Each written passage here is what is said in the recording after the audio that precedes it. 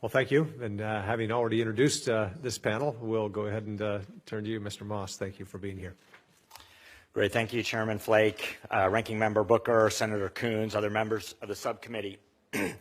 I'd first, if you'll permit me, just like to express my gratitude to you, Senator Flake, for your public service, for your leadership in promoting bipartisan solutions, for protecting the rule of law both abroad and here at home, for standing up for American values, and for being a consistent example of dignity and integrity. The Senate will be a less august chamber without you, sir. After nearly 30 years of working on and in Zimbabwe, I hoped, like many, that the July elections would put the country on a positive path. I had the great fortune of visiting Zimbabwe with a delegation of other former U.S. diplomats prior to the election. I came away from that trip deeply pessimistic that the election and the promised reforms were anything more than a poorly disguised charade. Events since the election have unfortunately only reinforced that pessimism.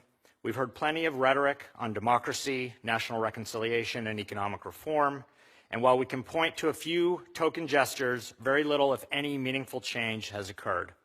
First, on the election, the Electoral Commission was very far from independent.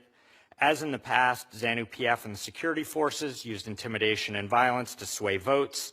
The military was openly and deeply involved in the election. The ruling party even weaponized food aid for votes. Despite having months of advanced warning, almost none of the evident problems in the Electoral Commission were resolved. Both the EU mission and the US mission led by IRI and NDI concluded that the election did not meet the mark. The chance for a free, fair, and credible election was unfortunately missed.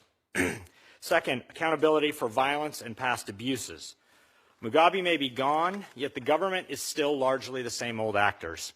The government says the country should move on, yet there has been no genuine attempt to deal with past atrocities. These include the Matabeleland massacres, the violence and murders after the 2008 election, and even the recent disappearance and presumed assassination of human rights activists like Itai Zamara.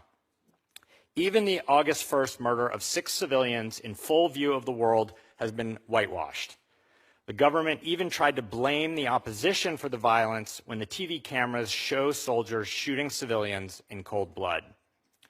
Third, the economy.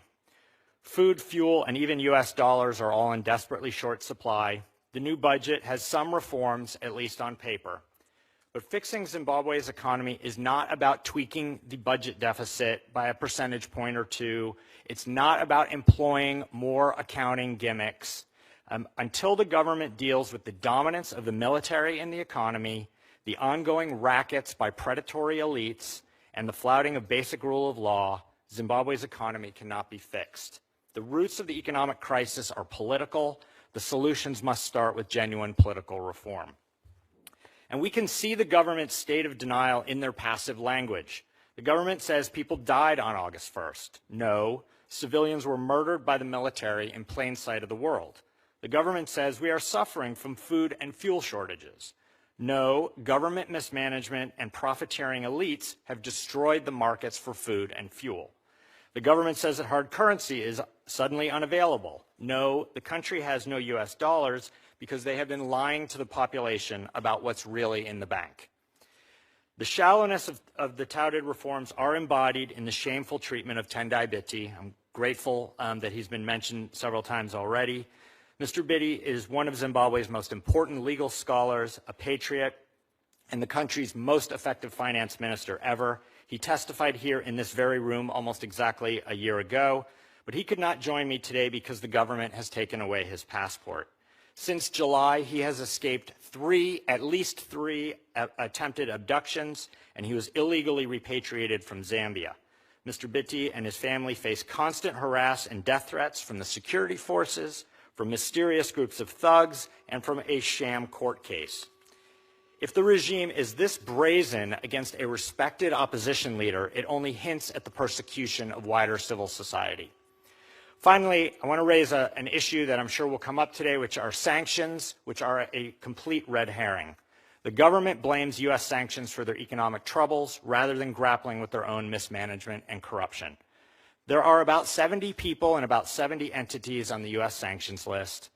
Zimbabwe's leaders cannot borrow not because of U.S. sanctions, but because they have not paid their bills and are now more than $5 billion in arrears.